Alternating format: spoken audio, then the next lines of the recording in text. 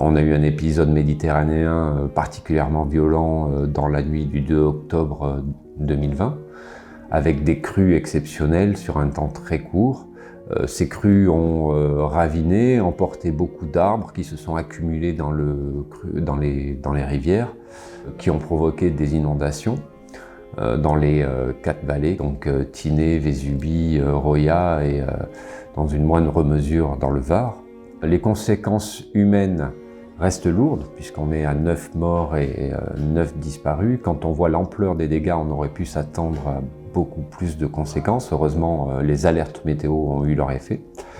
Les conséquences matérielles restent dramatiques, puisqu'il y a eu au total 60 habitations totalement détruites et des centaines de bâtiments, que ce soit administratifs, des entreprises, lourdement endommagés.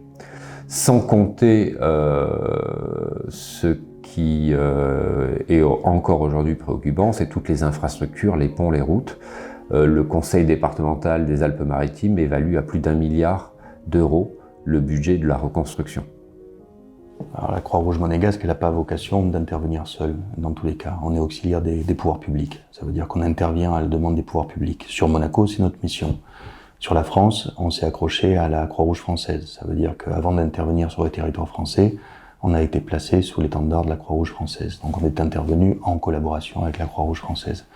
Notre intervention aujourd'hui, si je regarde d'un point de vue, je dirais des activités, on a eu des activités logistiques, on a eu des activités sociales, ça veut dire qu'on est venu en aide aux fonds sociaux des mairies, et on est venu aussi en aide aux personnes qui ont été sinistrées, qui avaient des attaches avec la principauté. Des retraités de Monaco, des employés de Monaco, ça a été le cœur de l'activité de la Croix-Rouge monégasque.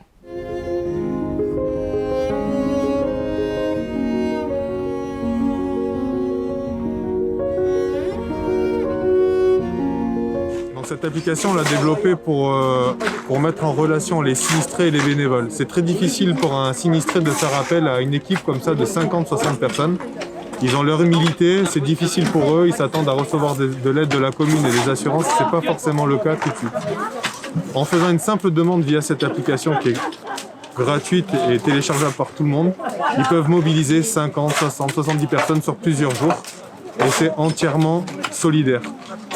Le but de l'application, c'est de centraliser tous les chantiers et que diverses associations solidaires comme les Week-ends solidaires, Wilfried Bricourt, les missions Trekker se rejoignent et puisent dans cette application les missions chez les gens de la Vésubie à la Roya, à la Tinée.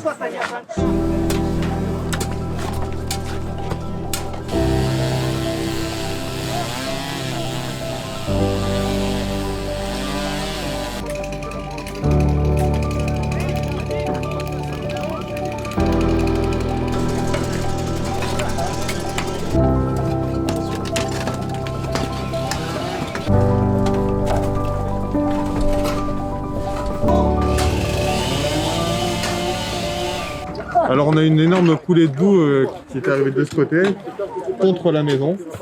La boue ainsi que les gros noisetiers, les grosses souches d'arbres ont perforé le mur et ont dévasté la cuisine. Il y a un amas de souches de bois entremêlées avec la terre, les meubles de cuisine, qui rend la tâche très difficile.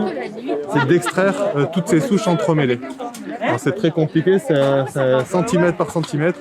On est obligé de stabiliser l'intérieur en même temps, d'étayer au fur et à mesure qu'on sort les grosses souches d'arbres coincées.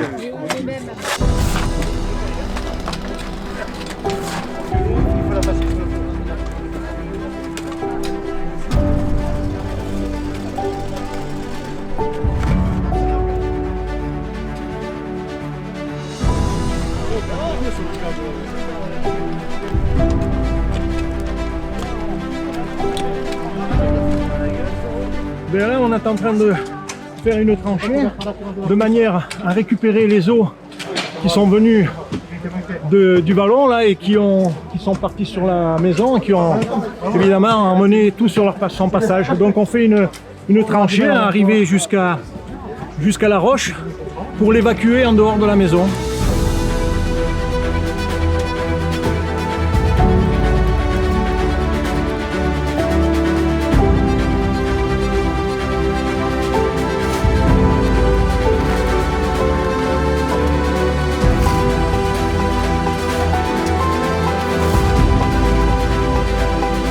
Plaisir de voir qu'il y a des gens qui viennent nous aider, hein, parce que là, sinon moi tout seul, là, avec mon fils et ma femme, on a déjà déblayé pas mal de choses, mais bon, il y en a tellement qu'on ne peut pas le faire tout seul, on n'y arrive pas. Hein.